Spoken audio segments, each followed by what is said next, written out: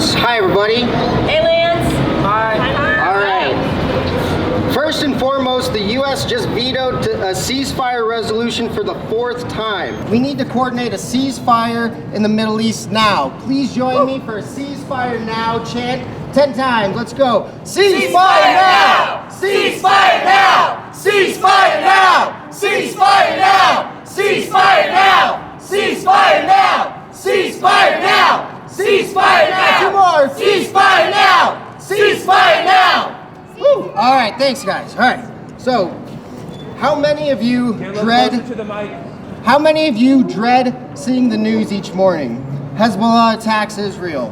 Here's the new number of children killed in Gaza. Strange weather events. Trump leading in a new poll. Nobody wants to hear that news, so we avoid it. We focus on our own lives, or many of us don't admit, but we choose denialism. We're making progress. It's not that bad. It is that bad. It's worse than most of us know. And when avoiding the news or denying our predicament becomes impossible, it'll be too late. Climate models often include carbon capture technology that doesn't exist and don't include feedback loops and tipping points. A tipping point we've already reached is the West Antarctic ice sheet, which will collapse. Nothing we can do at this point. It is inevitable. That is 15 feet of sea level rise locked in. When feedback loops like massive forest fires that destroy our crucial natural carbon sinks emit more CO2 than annual emissions of cars on the road, policy changes and protests won't matter anymore. We'll be barreling towards tipping points without any breaks. At 2 degrees and 3 degrees of Celsius change, that will collapse entire ecosystem. Extinction of millions of species, floods and megastorms that decimate cities beyond repair, heat waves and new diseases that kill by the millions, droughts and famines that cause economic collapse, war, and mass migration, 200 million climate refugees by 2050, and 1 billion by the end of the century.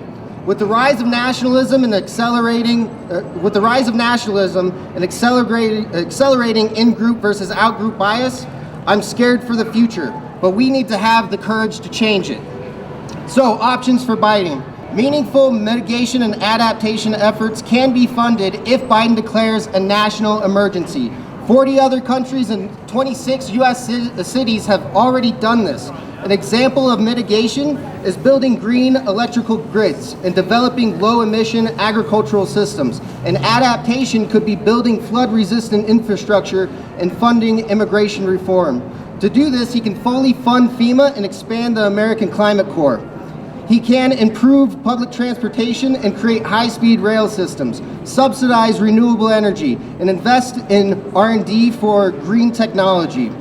He's likely not going to halt oil extraction and shipping during an election year, but he could nationalize the oil industry. This would cut out the middlemen profiting off of death and destruction, and we can vote on how to use these companies' resources to transition to renewable sources of energy. I know that is a lot to ask for in an election year, but we don't have another year to wait. And he needs to give us a reason to vote for him other than his opponent being a cartoon villain. And this could be a major campaign platform to win over apathetic voters.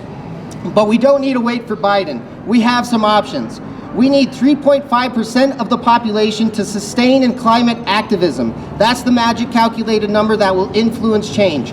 One day of protest does not pressure governments. Imagine if 3.5% of the Denver metro population gathered daily. Far more than 3.5% of us believe in climate change, so that number is possible to protest for change to our economic and energy systems. For example, instead of convincing everybody to take the bus, we could make public transportation more convenient than driving. Yes, climate action will cost taxpayers, but it'll cost more to do nothing. The impacts of climate change show us how interconnected the world is, and we can start our own feedback loops of collective action to catalyze a mass movement that transitions our economy from valuing exponential profit to one that values sustainability and our health of our environment and our peoples. So to wrap up, to avoid tipping points, we need a mobilization greater than that of World War II. Thankfully, we know how to bring people together, how to defeat in-group versus out-group bias, It's by facing a mutual problem together, and there's no bigger existential threat that impacts more people than climate change. So, although it is set to wreak havoc on our planet, it can also lead to unity for humanity if we step up to the plate. The biggest swing that we can take right now would be to declare a climate emergency. What we do right now might stop us from reaching crucial tipping points that doom future generations for centuries to come, making us, right now, the most powerful humans to ever live. We need to take that responsibility seriously. We need to do something about the climate. So please join me in 5 chants.